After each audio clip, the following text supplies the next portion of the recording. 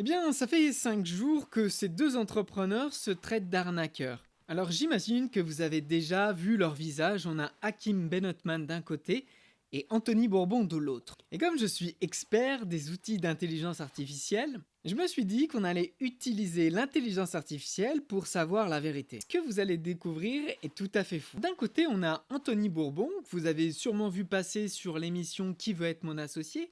Il est le fondateur de Feed, qui sont des encas, des nutritions qu'on peut prendre à emporter.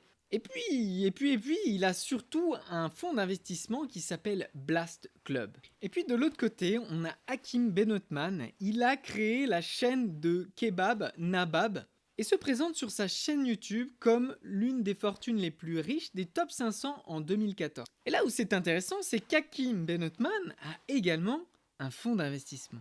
Alors le clash a commencé le 27 octobre 2025.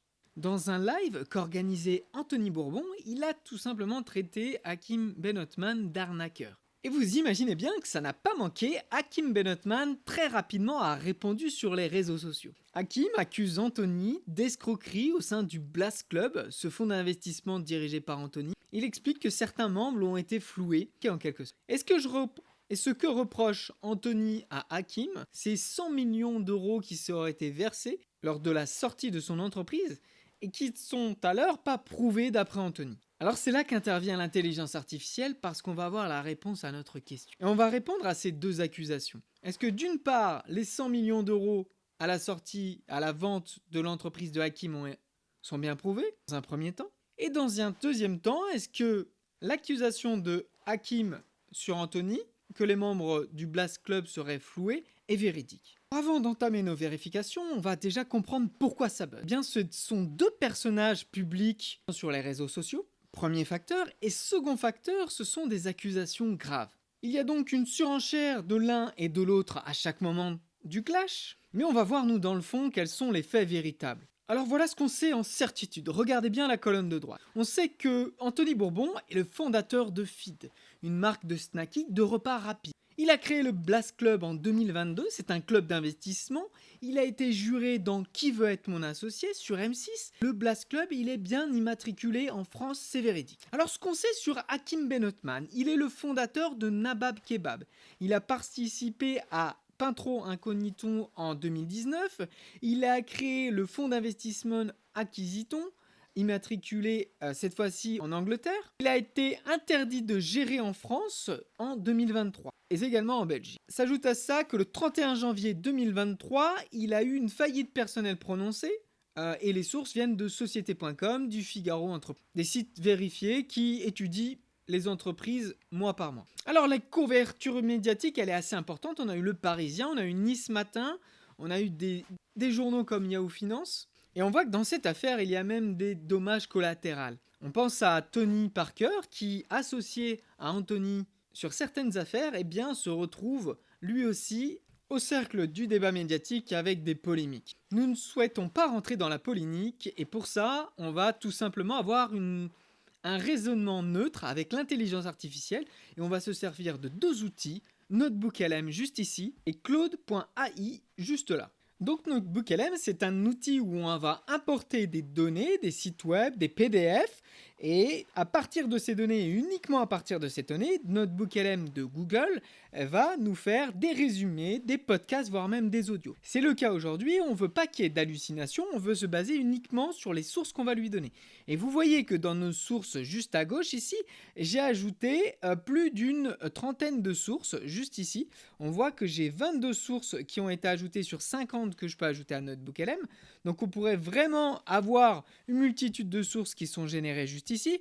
Et ça va du site internet de Anthony Bourbon, mais également celui de Hakim, des entreprises diverses des deux, et également du site comme société.com qui référence les sociétés qui sont actives ou non, les liquidations et tout un tas de données de la sorte. On voit également que j'ai ajouté des vidéos YouTube, et bien tout simplement de créateurs qui ont fait le pour et le contre de cette affaire, et que NotebookLM va pouvoir tirer le transcript et toutes les informations que sont données par ces créateurs. Alors ce qu'on voit déjà en première page, c'est que NotebookLM nous a fait un résumé. Les sources décrivent une querelle publique intense entre deux figures de l'entrepreneuriat français, Anthony Bourbon, fondateur de Feed, et Hakim Benotman, fondateur de Nabab. Et à chaque fois, il met les clubs d'investissement que sont Blast Club pour Anthony et Acquisiton pour Hakim Benotman, s'accusant mutuellement d'être des escrocs. D'un côté, Anthony Bourbon promue son club d'investissement, le Blast Club, qui est intégré à l'AMF et propose d'investir dans des startups, y compris Y Combinator, qui est très connu, Y Combinator, et Hakim Benotman présente son club, le Acquisiton. Donc il y a comme une forme de guéguerre entre ces deux acteurs. Très intéressant que déjà NotebookLM nous propose quelques questions. Quelles sont les méthodes économiques et les promesses d'investissement de Blast Club et Acquisiton? Donc on pourrait choisir en bas des questions qui sont déjà préconçues. On voit que j'ai 39 sources, je me suis trompé, c'est pas 22. On a 39 sources qui sont données sur NotebookLM. Et on voit autre chose sur notre partie droite, c'est qu'on peut faire des résumés audio, c'est-à-dire un petit podcast qui est généré avec toutes les bases de données qu'on lui a données, mais également un résumé vidéo. Maintenant, pose-lui la question qu'on voulait lui poser dès le départ. Alors regardez la requête que je lui ai donnée. Avec toutes les informations que tu as en ta possession, nos sources, est-il vraisemblable que Hakim Benotman n'ait pas touché 100 millions d'euros à l'exit?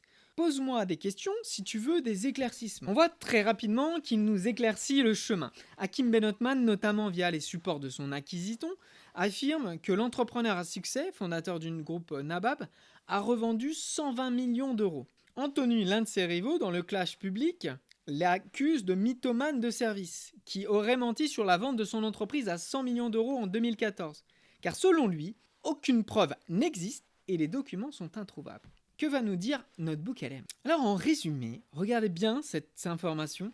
La revendication d'un exit à 100 ou 120 millions d'euros est un pilier de la marque personnelle de Hakim Benotman, mais elle est contestée par ses rivaux et contredite par des éléments factuels, ou du moins l'absence de preuves et la présence de jugements de faillite voire liquidation. Et vous voyez que NotebookLM ne se contente pas de nous donner l'information, il nous donne également les sources sur lesquelles il s'appuie. On voit qu'il s'est basé sur le document 1, on va cliquer dessus. Alors on voit quand je clique sur la petite puce, il nous ramène directement la suite après cette publicité, donc c'était une vidéo YouTube. Si Nabab Kebab aurait voulu revendu 100 millions d'euros en 2014, si Nabab Kebab aurait été revendu à 100 millions d'euros en 2014, aucune preuve n'existe. C'est en tout cas ce qu'affirme le gérant du Blast Club.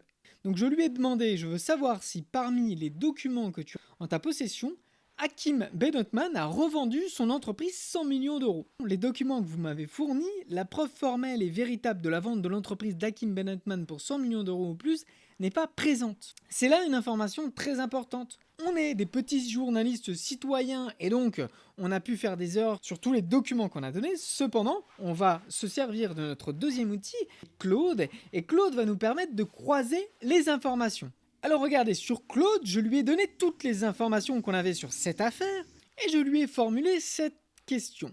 Avec toutes les informations que tu as en ta possession, est-il vraisemblable que Hakim Benotman n'ait pas touché les 100 millions d'euros à l'exit, à la vente de son entreprise? Pose-moi des questions si tu veux des éclaircissements. Et là on voit qu'il a fait une analyse de tous les documents qu'on lui a donnés et il a mis les éléments qui rendent l'exit douteux. Il a expliqué par exemple qu'il y avait une absence totale de couverture médiatique. Pourtant, on a des grands médias comme BFM Business, Les Échos, Le Figaro. Rien sur ces médias. On a une vente à 100 millions d'euros en 2014 qui aurait fait des gros titres. On ne la voit pas.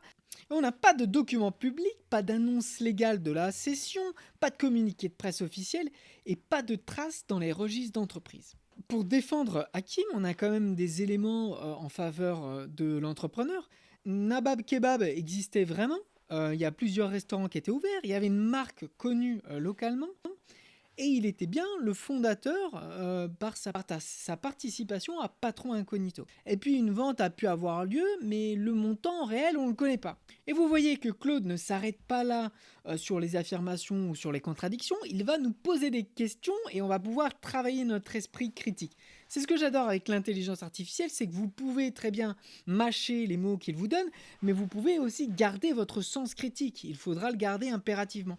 Donc on voit qu'avec ces deux sources, la conclusion est qu'on n'a pas de preuves probantes que Hakim ait vendu son entreprise, mais ça qu'importe. Parce que le but de cette vidéo, c'est de vous montrer la force des outils d'intelligence artificielle. Et on ne va pas s'arrêter là, parce qu'avec Notebook LM, je vais vous présenter des fonctionnalités tout à fait incroyables. On a la possibilité de réaliser un résumé audio, un podcast, mais également un résumé vidéo de ce clash, de cette médiatisation, mais également une carte mentale, des quiz et un rapport. Vous allez voir qu'on va lancer le podcast audio et que c'est tout à fait remarquable en l'espace de quelques minutes ce qu'il nous fait. Bonjour et bienvenue. Aujourd'hui, on plonge dans une affaire qui secoue pas mal l'écosystème entrepreneurial français. Ah oui? Le conflit très médiatisé entre Anthony Bourbon et Hakim Benotman. C'est une histoire qui, en fait, dépasse largement le simple buzz des réseaux sociaux. Tout à fait. Ce clash, comme on dit, ça met en lumière des questions de fond sur l'investissement participatif, la confiance qu'on accorde aux personnalités médiatiques, Alors vous avez vu qu'en l'espace de quelques minutes, on a un podcast de 17 minutes qui vient d'être généré entre un homme et une femme qui conversent entre eux et qui nous permettent d'approfondir le sujet et de le comprendre plus amplement. Et c'est ça la force de Notebook LM, c'est également un autre point qu'on veut mettre en avant, c'est un outil pluridisciplinaire. Il va pouvoir créer des vidéos, des audios, et on va le voir sur un nouvel exemple avec la création d'une vidéo. Alors aujourd'hui, on va se pencher sur une guerre ouverte et ses succès. Et le point central de son attaque, c'est la fameuse vente, c'est Anthony Bourbon. Pendant un live, sans jamais le nommer directement, il s'en prend à celui qu'on surnomme le roi du kebab, en le traitant carrément de mythomane. Il l'accuse d'inventer ses succès. Et le point central de son attaque, c'est la fameuse vente de l'entreprise de Benotman. Une histoire dont on ne trouverait selon lui absolument aucune trace, aucun document. L'idée est claire, le succès de son rival ne serait qu'une fable. Évidemment, la réponse de Hakim Benotman n'a pas tardé. Piqué au vif, il a répliqué direct dans une vidéo avec des menaces à peine voilées. Il qualifie Bourbon d'imposteur. Alors vous voyez que c'est incroyable parce que encore une fois, on a des faits basés sur les réseaux sociaux, c'est-à-dire qu'il a été puisé dans les réseaux sociaux les dires des différents entrepreneurs et on voit qu'il va carrément citer dans la vidéo, on va se pencher sur son cas, plein de membres du Blast Club ont été escroqués, la vérité arrive. Et ça c'est exactement les mots de Hakim Benotman sur son Instagram. Donc il y a une force réelle de l'outil d'aller puiser les informations et de nous les synthétiser. Vous imaginez bien que cette petite enquête n'a de sens que parce qu'on arrive à synthétiser les informations et une enquête qui nous aurait pris 5 à 10 heures, elle a été faite en à peine une heure de mon côté. Alors ça ne s'arrête pas là, parce que Notebook LM vous propose également de faire une carte mentale. Alors une carte mentale, qu'est-ce que c'est? Ça ressemble à ceci. C'est un peu une pieuvre, j'aime bien une pieuvre, où on a d'un élément, en découle d'autres éléments, et on va voir que par exemple, si on regarde sur notre droite, eh bien on a un acteur, Anthony Bourbon, et on peut savoir exactement qu'il dirige et ce qu'il a fondé.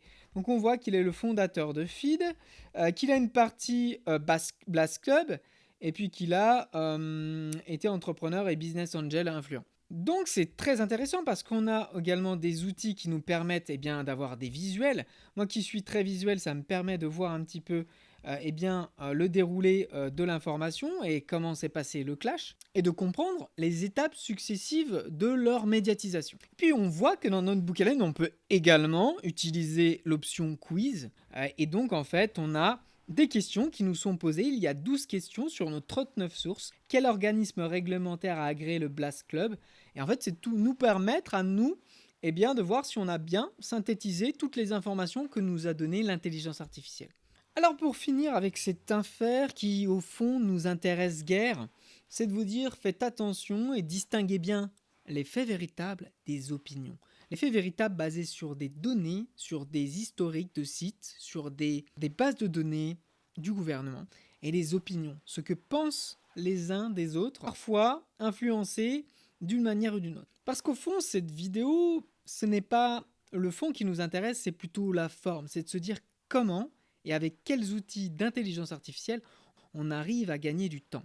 Avec The French Bot, on intègre des outils d'intelligence artificielle au sein des entreprises. Et pour ça, on a des appels de 30 minutes où on fait des audits, scruter votre entreprise, cerner les outils qui peuvent s'adapter à vos cas de figure. Et puis si vous êtes seulement un petit entrepreneur, c'est également possible de prendre un rendez-vous d'appel de 30 minutes gratuit ou simplement d'aller voir sur notre site internet pour voir nos automatisations et nous contacter via ce site internet. Je vous remercie infiniment de nous avoir suivis jusqu'au bout. Si vous avez aimé cette vidéo, n'hésitez pas à vous abonner pour une nouvelle analyse. Et puis, laissez un petit commentaire si vous avez des modifications ou des axes d'amélioration. Laissez un petit like, ça nous aide. Nous ne sommes pas rémunérés pour faire ce genre de vidéo, alors ça nous permet de tenir sur le long terme. D'ici là, je vous dis à très vite pour une nouvelle analyse.